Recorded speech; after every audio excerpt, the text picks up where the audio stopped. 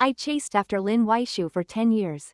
I cooked for him, sent him flowers, and waited for him, even though he was distant and cold. He said he liked wealthy women who didn't ask for much, but I never gave up. Eventually, we got married. But I developed an incurable depression, and couldn't feel any joy. While watching his career soar and him winning awards, I didn't want to hold him back, so I secretly jumped off a bridge. I thought that was the end. But unexpectedly, he gave up an opportunity for fame and fortune and jumped into the cold river to save me. Turns out, this seemingly indifferent man had already placed me at the center of his heart. The decision to jump off the bridge. I didn't tell Lin Weishu. First, the doctor said my condition was probably incurable. Second, I knew he didn't really love me. So, that day, I said goodbye to him like usual. The man leaning against the doorframe lazily looked at me. I said, "Goodbye, Lin Weishu." He raised an eyebrow. "You look beautiful today. Have a safe business trip. Come home early to see me." These were the 3 things Lin Weishu said to me this morning. He tilted his head, propping his chin, staring at me. I blushed under his gaze. He laughed suddenly, his laugh bright and carefree, his face still handsome with so much presence. "How many years have we been married? Awan, can't you stop blushing whenever I look at you?" I stiffly grabbed my keys and quickly fled. I still didn't tell him that I had decided to jump off the bridge. Even though I knew, even if I did tell him, he still wouldn't stop me. I died, but I feel like I can still think. I became a spirit, floating there. I didn't know where else to go, so instinctively I went to find Lin Weishu. I ended up at a grand hotel venue. It was easy to spot him. Lin Weishu had that natural ability to draw everyone's attention. He was the center of the crowd. It's always like this. Being around him felt comfortable. He knew exactly how to make people like him. Whether or not he had given his heart. Today must be the after party for the award he won, and his career was booming. With his growing public visibility, his voice and looks only proved that he was born for this. Lin Weishu was no longer the person who used to squeeze with me in a rented apartment. Or the guy who sang at bars until his throat gave out. "Mr. Lin, a drink for you." A girl in a long dress walked over to toast him. I don't know if it was her stepping on her dress, someone pushing her, or some hidden force. But she ended up stumbling into his arms. He slightly turned his body and caught her waist.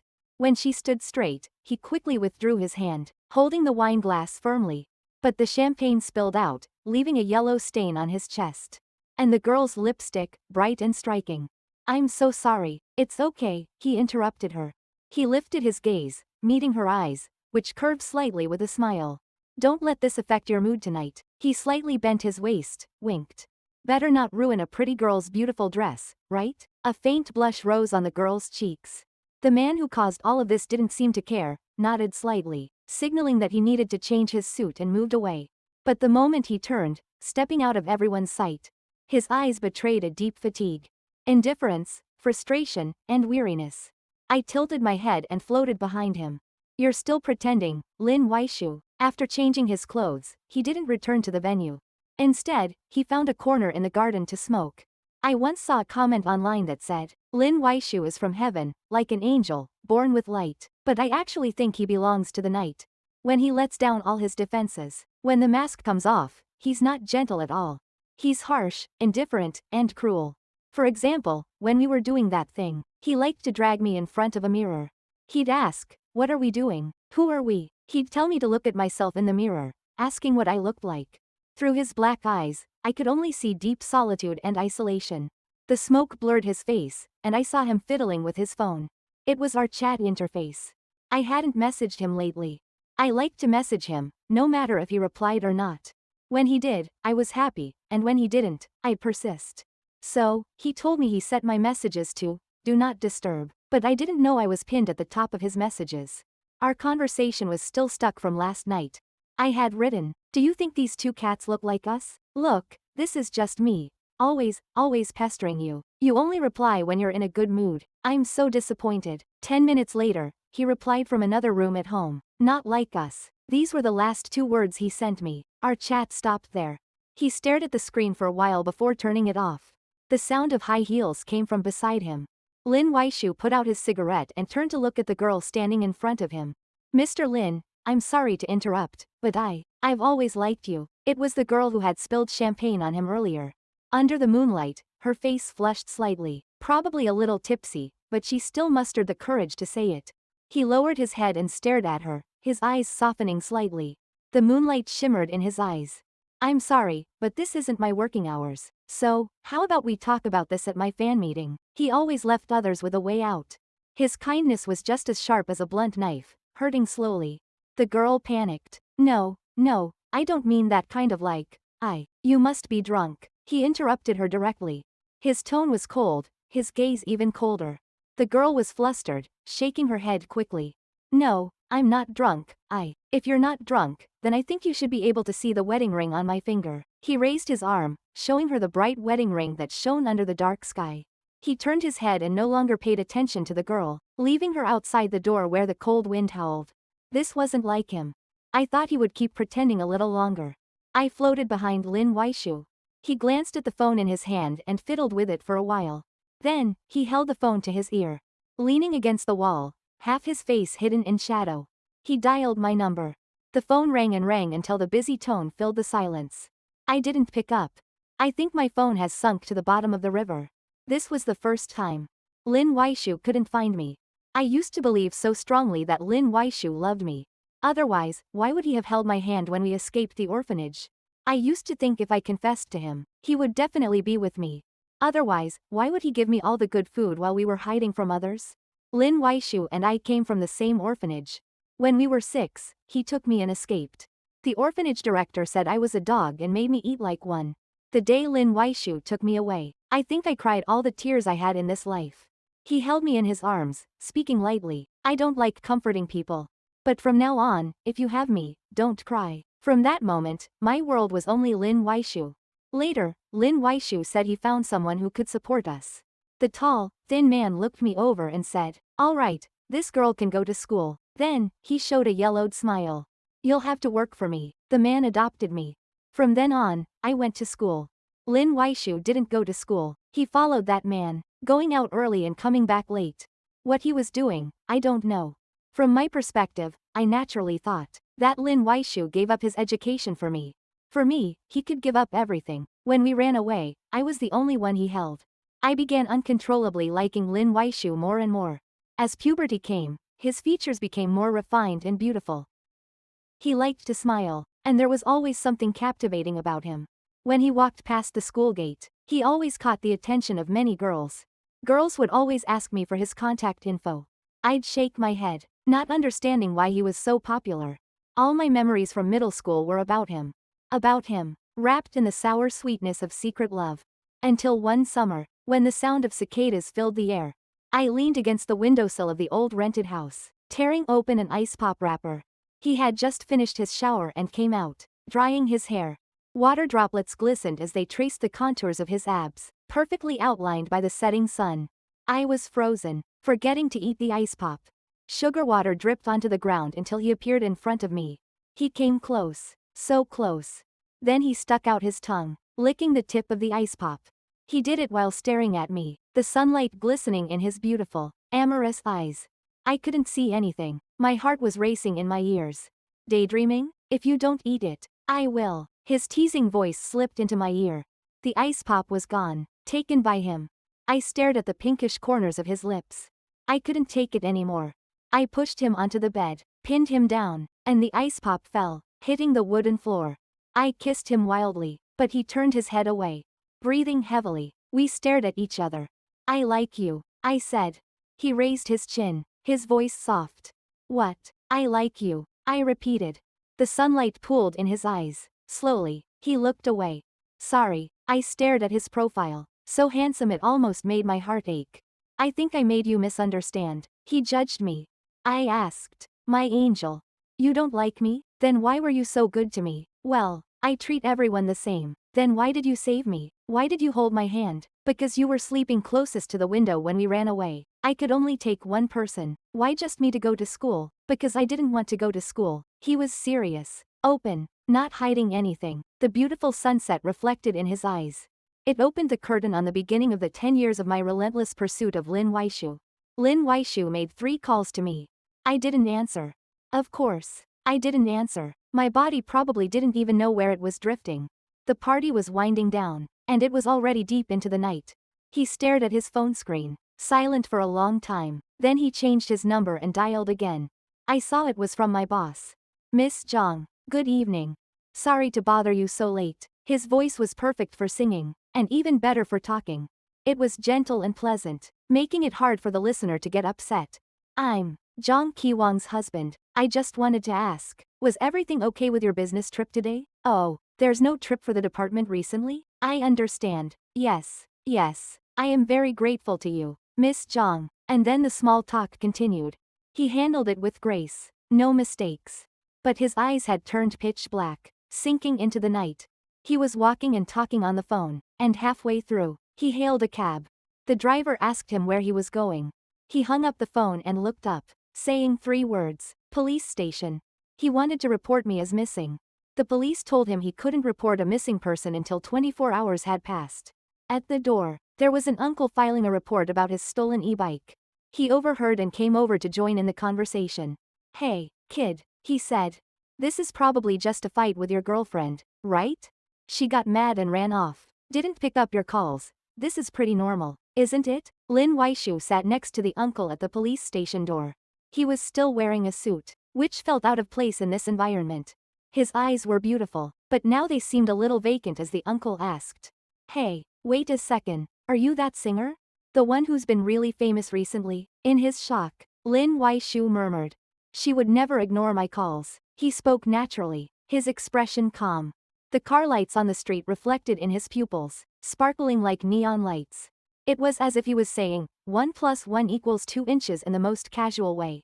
She even replies when she's in the shower. This was true. That was the purest year of love, where I did all sorts of foolish things for Lin Weishu. During our senior year of high school, when the pressure of exams was at its peak, I still managed to find time to research recipes for Lin Weishu. Because I had heard somewhere that to win a man's heart, you had to first win his stomach. As a result, every time he came home, the dishes were different. I meticulously recorded his tastes and preferences, adjusting each meal I cooked for him. He told me he didn't like to comfort others. So I would be the one to comfort him, take care of him. I would pick out the fish bones, peel the shrimp, and make sure the milk was always at the perfect temperature. One day, he came home for dinner as usual, 3 dishes and a soup. Classmates were busy studying, but I was the only one studying recipes, convinced that these were his favorite dishes. That day, he put down his chopsticks and smiled at me. Zhang Qiwan, yeah? The shrimp is too salty. I nodded. Okay, next time I'll make it less salty. The soup tastes too strong. Really? I thought you liked it stronger. The tomato eggs are too spicy. It wasn't until he said the last one that I realized something was off. I never put any chili in the dish. And I had just tasted all the dishes. There was nothing wrong with them. He sat there, looking at me with a comfortable posture. I felt a little disappointed. Do you not like the food I cook anymore? Zhang Qiwan. He called my name again. He looked up at me, the light casting a beautiful arc along his nose and brow bone. His words were soft, almost like a gentle teasing. My shoulders are sore. I immediately stood up and walked behind him to massage his shoulders. Is this pressure okay? I gently asked while massaging his neck, only a small part exposed, but it was still beautiful. I always thought Lin Weishu's features were just as handsome as the celebrities on TV. Zhang Qiwan, yeah? After you finish, clean the kitchen. Okay. Wash the dishes. Okay, I responded. Transfer 20,000 yuan to me. I stopped. 20,000. I don't have that much right now. I lowered my head, cautiously asking. When I get to university and earn some money, can I transfer it to you then? The street lights flickered, reflecting in his eyes. In his pupils, the world seemed to fade, and I couldn't find anything. He suddenly smiled, reached out, and touched me. It was just a light touch on my face, and then he pulled away. Then he said, Zhang Qiwan, go out for a while. I want to smoke. I obediently waited at the hallway entrance. The autumn breeze was just right, and I could still count the stars. But when I reached the 67th star, he still hadn't let me come back. Finally, I pushed open the door at home. There was no trace of smoke in the air. The kitchen curtains swayed gently, the dishes had all been washed and neatly stacked. There was a piece of paper and an envelope on the table. The handwriting was his. Very neat. I didn't know when he had practiced it. Study hard.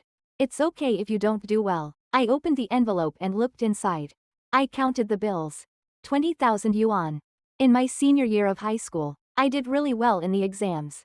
I was the top student in my school, and I even exceeded expectations in the entrance exams. Not many people in our small county could achieve that score. But I wasn't happy at all. Until Lin Weishu came back. He had reported the man who had adopted us to the authorities. The man was the leader of a big pickpocketing ring in the area. At the trial, the man spat at Lin Weishu and cursed him so badly, even losing everything he had. Too bad Lin Weishu had no parents to lose. But Lin Weishu acted as if nothing happened. He brought me a gift to congratulate me on turning 18 and getting into the school I wanted. That was the second time I confessed my love to him. He was smoking beside me, lowering his gaze to look at me. Hey, Jong Ki-won, can you not bring up the past? Lin Weishu called me again. This time, my phone was turned off. I realized that this was probably the first time in 24 hours that I hadn't responded to his messages. Before, I couldn't bear to make him wait even a second. He was probably scrolling through our chat history again. What's so interesting about it? It's just me sending him messages. So boring. Lin Weishu, what are you doing? Stay with me. I like you. Don't ignore me, jerk. It always ended this way, with me accusing him. Sometimes he'd reply. Sometimes he wouldn't. I didn't mind it. He had long gotten used to it. He was used to me being around. Used to me biting his collarbone when he held me close. Lin Weishu, can you care about me just a little? Then this time, he slid to the bottom. The message he sent me, I hadn't replied to in 5 hours. In the interface, the green frames around his 2 messages were glaringly obvious. You promised to come home early tonight. Awen, you're really late. In college, Lin Weishu and I worked in the same city. We moved in together. The rent was cheap, and the neighborhood was run down. There was a rooftop, and Lin Weishu and I always liked to hang out there in the evenings. Lin Weishu, what kind of girl do you like? At that time, I asked him about his ideal type. He leaned against the railing lazily, turning his body to shield me from the gusty autumn wind. Half of his handsome face was bathed in the sunlight. Someone wealthy, someone who can support me, who doesn't make me comfort her, someone who's not too troublesome. TCH. I hate girls who cry all the time. I never doubted that Lin Weishu's life goal was to find a rich woman to support him. He really didn't seem to have any high ambitions, or perhaps he could get whatever he wanted with a snap of his fingers. But after that, the thing I focused on most in college was making money. When it came to studying, my brain was quite capable. Other people needed 2 or 3 minutes to figure out a problem, but I could solve it in a few seconds. It didn't take long, and I got into a company run by some seniors. After that, I started becoming very wealthy. I remember it was Lin Weishu's birthday that day. On a snowy night, I held the cake I bought for him, a 3,459 yuan cake. I thought it was the kind of cake only rich people could afford. Lin Weishu, I pulled out a stack of red bills from my pocket, all my earnings from the past few months. I laid them in front of him. Look, I've become really rich now. I can stop making you work so hard. Until the sound of a police siren came closer. The flashing red and blue lights illuminated the snow-covered ground, but I still searched for his gaze. Lin Weishu, can you eat a piece of the birthday cake? I've been preparing this for so long. Happy birthday. Lin Weishu, I was arrested by the police. The company I worked for was involved in illegal fundraising and tax evasion. As the registered legal representative, I was the first to be caught. The seniors who had recruited me had already disappeared without a trace, and I was the only one arrested. At that moment, I realized they had probably only recruited me to put me in the legal representative position. I don't want to recall the days I spent in detention. Anyway, the seniors were caught eventually. I had kept enough evidence, so I wasn't sentenced to prison. The day I was released from detention, Lin Weishu came to pick me up. His gaze hadn't changed at all. But I spoke less. He draped his coat over my shoulders. We got in the car. It was as if we had never been apart. Want to go have hot pot? I often tried to find something in Lin Weishu's eyes. Unfortunately, I never did. At the hot pot restaurant, I looked at his face through the steam rising from the boiling broth. I thought, there really are people whose long eyelashes cast shadows on their lower eyelids. Awen, he called me. My heart raced as his chopsticks moved the beef tripe up and down, mindlessly. About being arrested, you should have known, I'm not responsible. He rested his chin on his hand, his beautiful eyes cold yet gentle. His eyebrows smiled as he spoke softly. Don't try to moralize me, police officer. I think something may have happened to my lover. This was Lin Weishu's third time checking his watch, then speaking to the officer at the front desk. This man is an adult who can act on his own. You've already reported it, but he may have run out of battery or entered an area with poor signal. Please don't worry too much. Hearing this, I saw Lin Weishu's eyes clouded with confusion for the first time. Our situation was a little special. To me, my lover. She's important. She wouldn't ignore me. I just searched through our chat history. Police officer, I don't know if this counts as evidence, but she's never taken more than 5 hours to reply to me. Sorry, but nowadays portable chargers are pretty common. The officer smiled wryly and looked down to continue his work, while the old man who had lost his e-bike came over to stir things up. You two just had a fight, right? Now she doesn't want you. Lin Weishu froze, about to retort, when a gust of autumn wind blew through the not quite closed door. He seemed to sense something, paused, and looked back. At that moment, the front desk phone rang. Qingzhou Police Station. Hello. We've found an unidentified woman's body near East City Lake. Can you confirm if anyone has reported a missing person recently? I want to see Shu Weilin cry. I also want to see him, after he finds out I'm dead. First not believe it. Then he'll keep confirming. And then the tears will fall, landing on my body. Then he'll hold my body and cry. Alright, I know that's impossible. Just like how I gave Lin Wei 100 flowers. Not a single one could move his heart. After graduation from college, although I had a little incident where I was taken to the detention center. Luckily, the evidence I had proved I had no involvement with the company's illegal activities. And with my professor's strong support, it didn't affect my grad school recommendation at all. During my graduate years, I became obsessed with sending flowers to Lin Wei. Roses, gardenias, baby's breath. I know it may sound a little weird, but my hobby at the time was really just matching various beautiful flowers to send to him. From the dorm at the research institute to Lin Wei's apartment, it took 45 minutes on my little electric scooter. And every Monday, Wednesday, and Friday, rain or shine, I'd make the trip. Here's the champagne rose. Here's the white bellflower. Here's the little daisy. I'd hold the bouquet and show it to him. But he was looking at me, his long lashes dropping down, lazily casting a shadow over his face. While I was going on and on explaining, actually, I just wanted to talk to him a little longer. He finally leaned forward and took the bouquet from my hands. Okay then. Thanks. His movements were smooth and natural. Even the way he closed the door on me was the same. Wait, Lin Wei. This time, I grabbed the doorframe, looking up at him. Don't kick me out, okay? I sniffled. I miss you so much. If you don't let me see you, isn't that the same as killing me? Lin Wei finally let me in. I looked around the place I'd never stepped into before.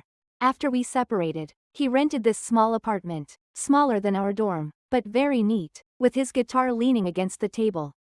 He was sitting on the single sofa by the floor-to-ceiling window. The light was perfect, neither too strong nor too weak. I saw him carefully arranging the flowers I had given him. You didn't throw away the flowers I gave you? I leaned in to look, and I couldn't remember how many times I had given him flowers. But he should know. Because every bouquet had a vase, neatly categorized and taken care of. Lin Wei even bought a flower stand specifically for them. Because you like flowers, he said. He unwrapped the packaging and trimmed the stems, so familiar with it. Until I pinned him against the flower stand. Was it flowers he liked, or me sending them? Don't you feel bad when I don't tease you? I tilted my head and asked him.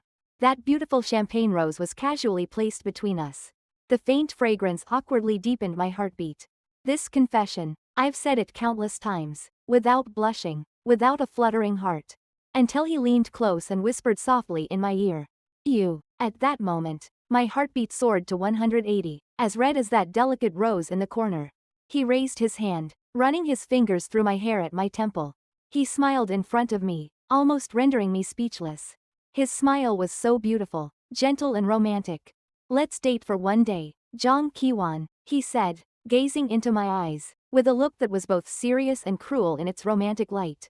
After a day of dating, we'd break up. I've dreamed countless times of what it would be like to date Lin Wei. He was always gentle, caring, and attentive. But apparently, I overestimated myself. He held my hand as we walked. I was so nervous I couldn't even speak. Our one-day romance began when the sunset slipped between the buildings. The first stop was the ancient city that was famous in our city. Sweetheart. Are you hot? A can of cold cola was pressed to my cheek. We sat in the bustling crowd, watching a performance.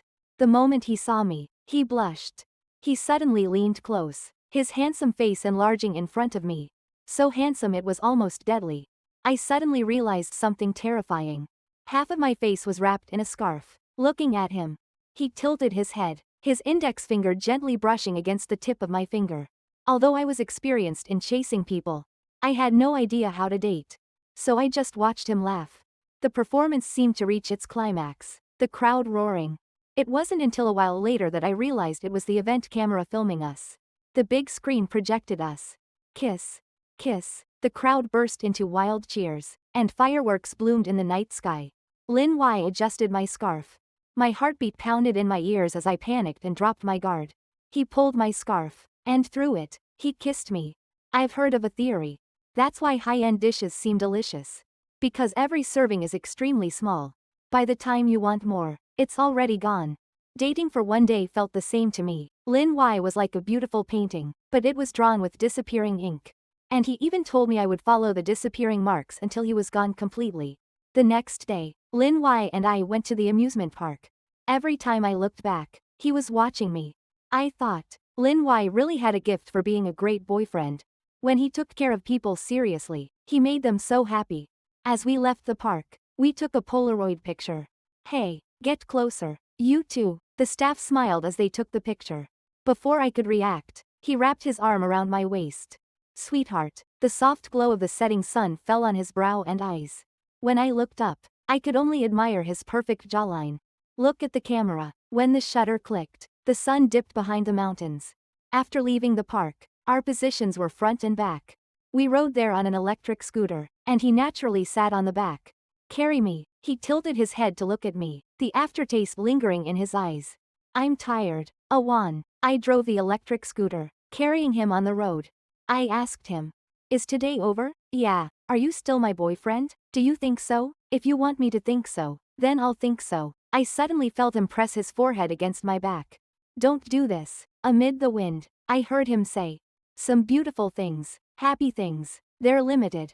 Once you've experienced them, they're gone. Lin Y, will you also be gone? He didn't answer. I thought maybe he didn't want to bother with me, or maybe he was too tired. My question was too trivial. Until I stopped at a traffic light. Hey, young lady, an aunt who was waiting for the light in the same lane called out to me. Your companion behind you? I turned around. But with my movement, the person behind me fell off the scooter. Lin Y? I shouted. His eyes were closed, as if asleep. No movement. I jumped off the scooter, shaking his shoulder.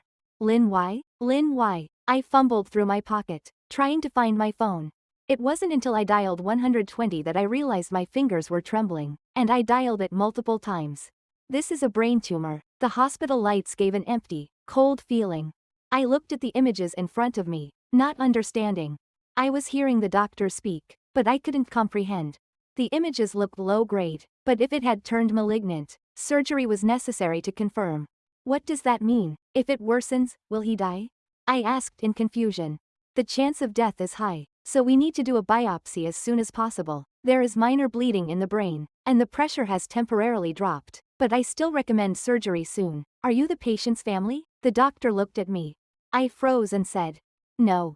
I'm his friend. Please have a family member sign the surgery consent form. The autumn wind blew through the window, rustling the plants on the doctor's desk. Sorry, doctor. I felt a bitter taste spread across my tongue. Neither of us has family. When I walked into the hospital room, Lin Y was sitting on the bed, looking at me. I didn't know if that, yo, was a greeting or something else. This was the first time in my life I wanted to hit him. Lin Y. I stood in front of him, staring at him. Do you know you're dying? His gaze remained calm. Is that so? Did the doctor tell you it'll hurt if I die? I'm a little scared of pain. Lin Y. He reached out and gently wiped away the tear rolling down my cheek. He smiled with interest. The one who's dying is me, not you. Are you preemptively mourning for me? This joke isn't funny at all. My tears surged even more. His expression grew more helpless. I knew he hated people crying. But I also hated not being able to control my tears. Lin Y. Yeah, he responded with a soft, teasing tone. Let's get married, I said. The doctor said the surgery consent must be signed by a family member. The only identity I can give you right now is as your wife.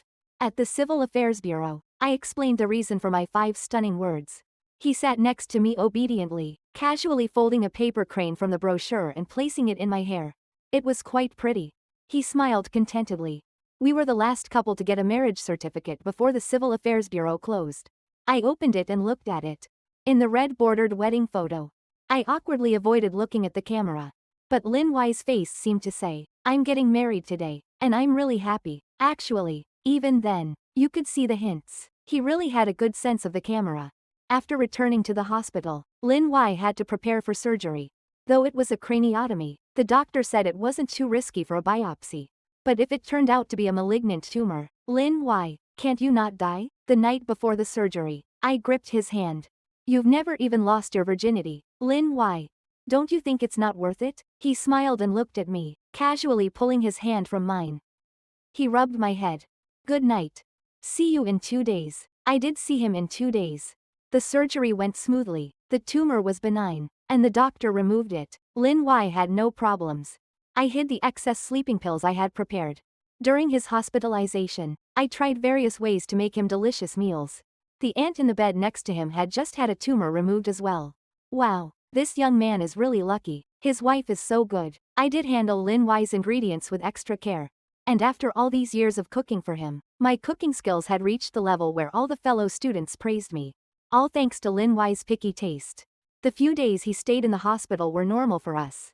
He didn't bring up marriage, and I happily pretended it never happened.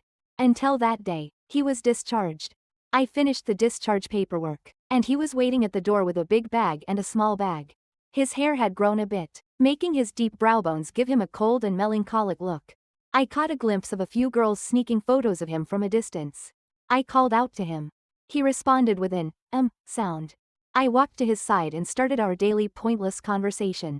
What should we eat? Beef noodles. Which place? The one on Dongshan Road? I haven't had it in a while. All right, let's go. The beef noodles on Dongshan Road were something I ate with Lin Y Shu when I was in college. By the time I was a graduate student, the price hadn't gone up. There's a row of chairs by the window, facing out, where you can see the street. Passers-by rush by, and the sunset hides behind the shadows. The noodles arrived, and Lin Y Shu handed me the egg. He doesn't like eggs, but I do, and the same goes for milk. So, from a young age, our family would just buy 1 egg and 1 milk. Most of the time we spent together was like this. We didn't talk much. I liked it that way. It felt kind of luxurious, like we were wasting precious time just being together. Through the window, I heard the barking of dogs. It seemed like 2 unfamiliar dogs were fighting. The owners couldn't control them, and there was fur scattered all over the ground. In order to watch, we both slowed down the pace of eating. As we watched, it seemed like something was placed next to me. A box. Velvet material. I picked it up and opened it. A diamond ring was quietly catching bits of light. Marriage felt a bit rushed. There was no proposal. He was still eating noodles, not looking at me, as if it were a normal thing to say. Like saying he grabbed the last bargain cabbage at the supermarket. Good thing I've held your hand before. I know your size. Want to try it on? I don't know if you like it. Then he pulled his hand back from my grasping ring finger. I wasn't asking you to put it on me. Are you planning to propose to me? I tilted my head. I've always thought so. His hand caught my wrist. Then my ring finger was trapped. The ring slid on, fitting perfectly. The diamond glittered with tiny flashes of light, casting a shadow. I thought it was so beautiful. If I could time travel, I would definitely take my camera and go back. Then, I would take 100 photos of him holding my hand. Oh, but unfortunately, I almost forgot. I'm already dead. I suddenly felt a chill. I couldn't control my spirit. I thought, maybe this is it. Maybe, I'm really about to disappear completely. Lin Y Shu got into the police car, and I floated behind him. The police car's lights were flashing, casting colorful neon lights across his brows and eyes. He rested his chin on his hand, staring out the window. I sat next to him. I knew he couldn't hear me, couldn't feel me. But I still wanted to say, I'm sorry. I tilted my head, the red and blue lights from the sirens almost making me look transparent. Lin Y Shu, I really don't know how to go on living anymore. I don't remember how many days or months after we got married I was diagnosed with depression. It just wasn't so obvious before, until those days started showing physical symptoms. Dizziness, my vision going black, and then I would suddenly have chest palpitations. What's even worse is I couldn't feel joy anymore. The old me, who would be so happy when I grabbed the last discounted little cake before the shop closed. No matter what, I couldn't feel happy. When I got the report about my severe depression, I hesitated for a moment. Doctor, I've been living a really good life. Why would I have depression? There are many causes of depression. It's not just the current psychological trauma, but also delayed trauma responses, and even genetic factors. You already have physical symptoms. You need to take it seriously. What about your family? I just didn't understand. In the hospital hallway, I stared at the report in front of me, tears uncontrollably dropping onto it. Why? My life was getting better. I had just been promoted to the head of the research lab, and recently, more and more music companies and agents had contacted Lin Waishu. Our life together was getting better, and he had started to accept me more, no longer rejecting me. He would pull me into his arms to dry my hair after taking a shower. He would prepare gifts for me on holidays, bring me an umbrella on rainy days, and pick me up from work. Why couldn't I feel happiness anymore? When I got home, I opened the door. You're back. I made scones. I don't know if you'll like them. Lin Waishu was thinking with his chin rested. Then he looked at me and smiled. Want to be the first to taste? I was scared. I was scared that days like this would disappear. I hated myself. Why did I have to get this disease at a time like this? I remembered on my way home, I kept scrolling through posts about depression. As a friend of someone with depression, it's really possible to be pulled down by them. Don't date someone with depression. The world of depression patients is terrifying. They're always crying, always needing to be comforted. I just can't understand. Lin Waishu didn't like girls who always needed to be comforted. I took off my shoes and entered the foyer. I rolled up my sleeves and grabbed a freshly baked piece of bread. Smiling at him. I'll try it and see what's going on. From then on, I wore a mask called a smile. I started losing sleep every night. Couldn't sleep. When you start thinking alone, it's easy to get stuck in a loop. I couldn't figure out many things. Didn't understand why I got depression. After everything I've been through, why couldn't I get over this hurdle now? It was so painful. In the research lab, I was the last one to leave. It was drizzling outside. I looked up at the big screen on the shopping mall across the street. It was a New Year's Eve variety show, and Lin Waishu was invited to be on it. Oh, he's really becoming somewhat famous now. Though he doesn't care about these things. I think I heard his agent say once that he was perfect for standing in front of the camera. He would definitely be a big hit. The rain separated me and him into two distinct worlds. Actually, right now, I couldn't feel any happiness. But I still gently reached out and grabbed that figure on the screen in my hand. What was I thinking at that moment? I realized, peeling away the layers, discarding the emotional definitions of sex and the world. I still didn't want to part with you. But in the end, I still jumped. Sorry, Lin Waishu. It's just too painful. If a person lives without being able to produce dopamine, it's like living in hell. It's unbearable. You can't feel any joy, and every day in that kind of life becomes torment. I want to laugh, but the figure in the mirror tells me I'm crying. I'm living worse and worse. Insomnia, palpitations, my memory's starting to get confused. I used to have such a good memory, but sometimes I even forget where I put my toothbrush. I kept thinking about the meaning of my life. That day, he won a very prestigious award. Now, he can give himself a really good life, and his future is brilliant. He finally stood under the spotlight that belonged to him, and everyone said he was born for the camera. This is enough for me. This is good. Lin Waishu's life, without me, should be better. That day, I jumped off the Cross River Bridge. Well, I really didn't notify you before jumping. It started drizzling by the river, and in the distance, the bridge's underpass was lit with red and blue lights. The police had set up a cordon. Lin Waishu got out of the police car. Everyone's footsteps were hurried, probably to quickly confirm the identity of the deceased. I floated beside him, talking to myself in a rambling way. My body won't be in the water for too long, will it? Will I turn into a giant? That would be ugly, right? The last time Lin Waishu saw his wife's face, it was this one. I kind of pity you. Lin Waishu. Under the bridge, there were plainclothes police officers and forensic doctors in uniforms. They surrounded a body wrapped in black plastic. It was a human-shaped bag. I guess the person inside was me. Someone guided Lin Waishu over. He crouched down, and the forensic doctor was saying something to him. He nodded, and the person's hand touched the zipper of the bag. Zhang Qiwan, I heard Lin Waishu whisper softly. The bag opened, and honestly, I was curious about what my body would look like now. Viewing my own corpse. What a strange experience in life. So I leaned in to take a look. Huh? How strange. That person had no face. Zhang Qiwan, someone was calling my name. I didn't understand. Why could I still hear someone calling my name? And why was it Lin Wai's shoe calling my name? Why did I hear water sounds? Why was it so cold? Why did my nose hurt? And why did my lungs and throat feel like they were being pricked by needles? I opened my eyes and saw the stars. And the river. I was tumbling in the river. My consciousness was fading, but my body triggered the survival instinct, almost using all my strength to raise one hand. Then, someone grabbed it firmly. Wow, they're holding on so tight. My limbs felt numb, my teeth were chattering, I had no strength left, so I just hung on to that person's body, being dragged toward the shore. My brain wasn't functioning well, but my eyes were wide open, so I saw the little stars of light on the shore. The crowds watching, the ambulances, the police cars, the red and blue lights. Don't give up, someone was circling around, shouting at me. Finally, I was dragged onto land, and I could barely make a sound, coughing desperately.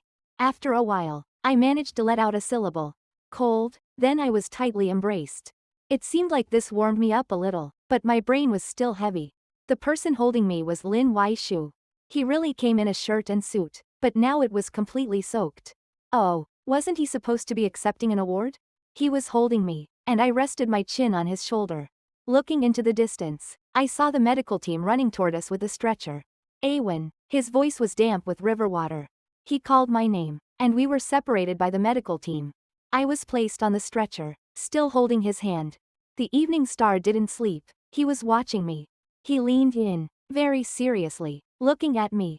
Jong Ki-won, I never thought of giving up on you. So, please don't give up on me. He gently wiped the wet strands of my hair with his thumb. I blinked, slowly starting to think. As I tilted my head, I saw a few stars in the night sky. After a long while, I suddenly realized. I was crying. I didn't die. Lin Wai-shu saved me. Lin Wai-shu saved me again. When did Lin Wai-shu know Jong Ki-won had depression? It was probably 2 years ago, when she often spaced out. He opened a bottle of milk and handed it to her. She was stunned. He thought it was a little funny, so he put the cold milk on her skin. What are you thinking? But she shrank back like a startled rabbit. Lin Wai-shu had a knack for sensing emotional changes in others. It was probably his gift. Awen isn't happy, he knew at that very moment. If she wasn't happy, then he'd make her happy. Lin Wai-shu was good at this. But then, he found out, no matter what he did, Awen wasn't happy. She'd smile at him, but he knew it wasn't a real smile.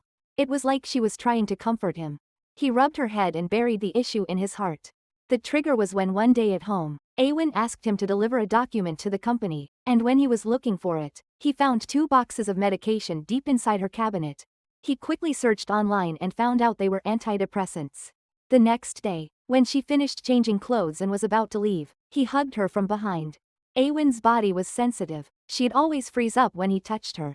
His kiss trailed down to her ear. Seeing the look on her face, she managed to ask, Lin Wai-shu, should we do it? Should I take the day off? He slipped the 2 boxes of medicine into her hand, gently kissing her ear. Awen, are you sick? Tell me. She told him everything. She was diagnosed with depression a month ago, and lately she couldn't feel any happiness. She didn't know why or what triggered it. He quietly listened, but Awen told him not to worry too much about it. I don't know why either. It'll get better after a few days of medication. Don't worry. He nodded. Then he told her to be careful on her way to work, and turned to find her doctor. Well, among the main triggers for depression, there's a type called delayed onset. This condition doesn't manifest right after the trauma, but instead, after a few years, when the patient enters a relatively comfortable environment, the condition may appear. On the other hand, your wife has a very high IQ. This could also be genetic, so you need to understand that depression isn't just an emotional issue. It's an abnormality in brain structure and biochemical activity. People with high IQs are twice as likely to develop depression compared to ordinary people. And the difficulty of curing it is also higher. However, I think it's better to first figure out the true cause of the depression. What's the real cause of Jong Ki-won's depression? Actually, it's not that hard to find out. He went home, flipped through the newspaper, and checked the news. 7 years ago, Jong Ki-won was locked up in that detention center. The head of the detention center was found guilty of corruption, bribery, and torture. What did she go through there? She never told him about it. At that time, he was fighting for her, seeking connections, looking for a reliable lawyer. while gulping down bottle after bottle of beer. He didn't have time to visit her in the detention center. He just noticed she seemed thinner when she was released. That was all. That night, Lin Wai-shu also couldn't sleep. He didn't fall asleep until about 6 or 7 in the morning. He had a dream. In the dream, Jang Ki-won was covered in blood, with 6 or 7 swords sticking into her, both horizontally and vertically. She smiled at him. Said, "You came to see me, Lin Wai-shu." After that, Jang Ki-won's depression still showed no signs of improving. They tried everything, medication, seeing doctors. But Jang Ki-won still wasn't happy, and it even got worse. Her mood was often bad. There were about 20 or 30 broken plates at home. She threw them, anxiously sitting on a chair, hugging herself. Every time, he would squat in front of her to comfort her. "Don't cry, don't be sad. You look so pretty today, but you don't look good when you cry. If something's bothering you, tell me, okay?" Sometimes, she would accidentally hurt him. A piece of broken plate would scrape across his cheek, leaving a thin trace of blood. He wiped it away with his hand. Her eyes were full of confusion. "Why, yes, I'm sorry, I can't control myself. I'm sorry." He hugged her gently, patting her head. It's okay, don't cry. Jang Ki-won, hug me." He let her wrap her arms around his neck. "I'm here. Jang Ki-won, you like me, right? I'm here, at least you still have me." He smiled at her, wanting to be her light, to be her angel.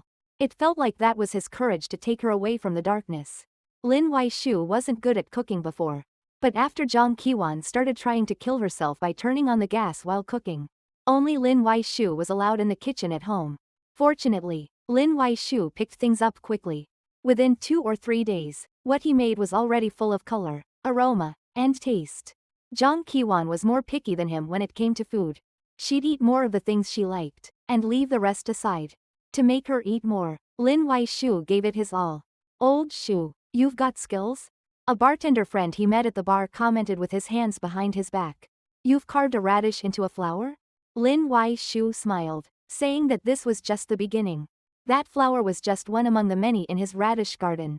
And tonight he was naming the dinner he prepared for Jang Ki-won, Dream of the Red Chamber.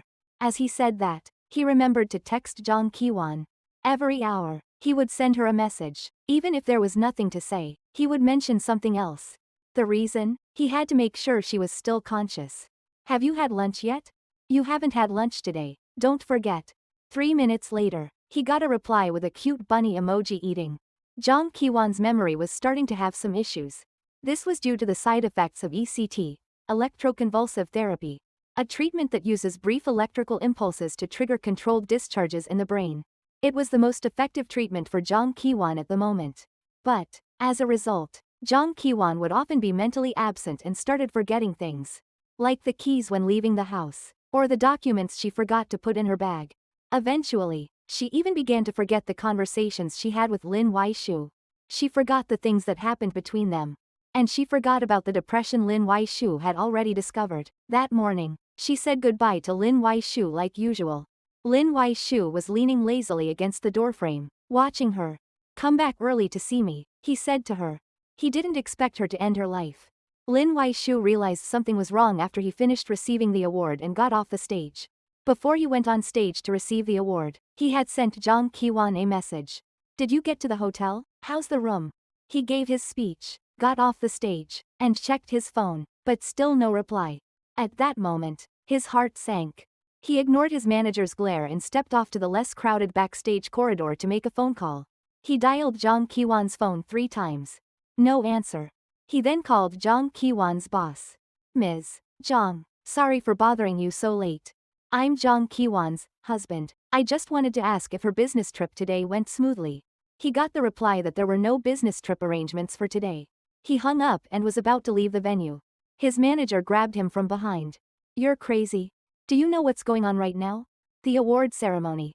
A bunch of media are taking pictures of you. You're just leaving your seat? Go back." "I'm not going back. Awen might be in trouble. I need to find her." "No, you." The manager was nearly choking with frustration. And seeing Lin Wai-shu was completely ignoring him, he changed his tone. "Fine, you're not going back, huh? Lin Wai-shu, look behind you. This is the award ceremony everyone dreams of. After tonight, After the interviews, you'll soar to the top. A ton of job offers. Money. Endless money. You'll be famous overnight. Please, I beg you, go back and sit down, okay? After the interviews, okay? Trust me, your wife will be fine. It's not like she didn't reply to my messages. She hasn't replied to the good night I sent her 3 days ago. Lin Wai Shu, please. Look behind you. You see, so many cameras, so many reporters, so much media, they're all waiting for you. Do you really not want to look back? The background noise was chaotic. The manager's voice was trembling. He had worked with countless big stars. Maybe he was speaking the truth. But Lin Wai Shu didn't stop walking. Lin Wai Shu. That was the last time the manager called him. Actually, I never thought of becoming famous. He paused his steps. Then he walked back into the endless dark night. Lin Wai Shu had bought a keychain for Zhang Qiwan's phone. A little bunny holding a radish that swayed back and forth. Zhang Qiwan loved it so much. Actually, it had a simple tracker inside. Lin Wai Shu would only turn on the tracking software when he couldn't find her. The software didn't run for long before it located her at the city's Cross River Bridge. The car he was driving was a Bugatti Veyron, with a top speed of 407 kilometers per hour. A car owned by Zhang Qiwan's boss. Her boss was a very decisive woman who inherited a business empire at a young age, and managed the massive company with great order. When Zhang Qiwan couldn't be reached, she immediately sent her security team to help expand the search and tossed the car keys to Lin Wai Shu. There was no car faster than this one. Please, I have to find her. Yes, he was driving the fastest production car in the world to find his girl. He must have wanted time to slow down. Slow enough for him to catch up with her. He must have wanted time to speed up. So he wouldn't have to endure this torment. He reached the city's Cross River Bridge and saw a white figure standing at the edge of the bridge. She looked so alone, so cold. The roar of the car sounded like a giant beast. That white figure jumped down. It was a lie. No one can outrun time, no matter how fast they're driving. He parked the car on the side of the road, took off his suit and jumped into the river after her. The city's meteorological bureau had just announced that it would drop dramatically tonight. The river water was so cold it felt like it was freezing into his bones. Zhang Qiwan. He yelled her name, wanting to know where she was, but the night was too dark. The water was too fast. He couldn't find her. So he just kept shouting. Swallowed several mouthfuls of river water, and suddenly remembered the night he took her out of the orphanage. It was just as cold then. He held her hand. He hadn't known they would never part again. It was so cold he couldn't stand it. His vision started to blur. But if you think about it, back then, he was the one holding her hand. What did he say back then? I'll take you out of here. I'll take you out of here. He suddenly came to his senses and swam toward her, yelling her name. This time he saw a hand stretching out between the swirling river waves. He swam with all his strength and grabbed her. He held on to her. It was like this. They would never be apart again. He pulled her out of the river. There were already some onlookers by the river. She said she was cold. He hugged her. In his arms, she started crying loudly. She cried so loud. He had never seen her cry like this. Like she was crying out all the tears of her life. The police and ambulance had arrived. The sirens were blaring, and the wind by the river blew through. But the people didn't feel cold anymore. She was still crying, as if she had been wronged terribly. So he could only hold her, comforting her, wiping away her tears little by little. He had asked the doctor once, why do people cry? It's actually to release all the unhappiness, all the negative emotions. Lin Wai Shu. Jumping into the river was so cold, so painful. So this is what death feels like, sobbing. I'll never jump into a river again. I don't want to die anymore. He helped the girl calm down. Resting his chin on her shoulder. He looked up and saw stars shining in the distance. It felt like he had caught up with time. 2 months later, Zhang Qiwan was almost discharged from the hospital. After being discharged, she became full of energy. Her legs could run, her body was healed, and she slowly started to smile from the heart. She returned to work quickly, which made Sister Zhang very happy. She said the whole research institute was waiting for her to take the lead. One afternoon, Lin Wai Shu bought 2 cups of milk tea and went to pick her up from work. She was dressed so warmly, like a big star. Scarf, hat, sunglasses. Zhang Qiwan leaned in, pushed his sunglasses aside. He took off the sunglasses, revealing his beautiful eyes full of spring. Placing them on her nose bridge. Here, you can have one. When we leave, we'll take the back door. Such a hassle, she complained, holding his hand while walking. You're so popular now. My colleagues are all asking me for your autograph. It's just because someone took a picture when you saved me and posted it online. This topic exploded, even more than a press conference. Everyone's praising you as the national good husband. National good husband Tilda, can you carry me? She was now seizing every opportunity to act cute. Lin Wai-shu raised his eyebrows, looking at her. I suddenly feel like my broken leg still hasn't healed. Zhang Qiwan didn't plan to act too seriously. But in the next second, Lin Wai-shu picked her up in a classic princess carry. Hey, wait, she was the one feeling shy now. If your leg's not healed, should I carry you like this? He leaned in close to her, and she had buried her face in his chest, not saying anything. The spring sunlight was just right. He carried her to the car. The two of them didn't say much. The spring breeze blew gently, not fast, not slow. And the rapeseed flowers in the yard attracted butterflies flying. She tightly held onto his scarf. Suddenly, her voice muffled from the scarf. Thank you, Lin Wai-shu. Thank you for coming to save me that day. We don't say, thank you, here. Then what should I say? Say, I love you.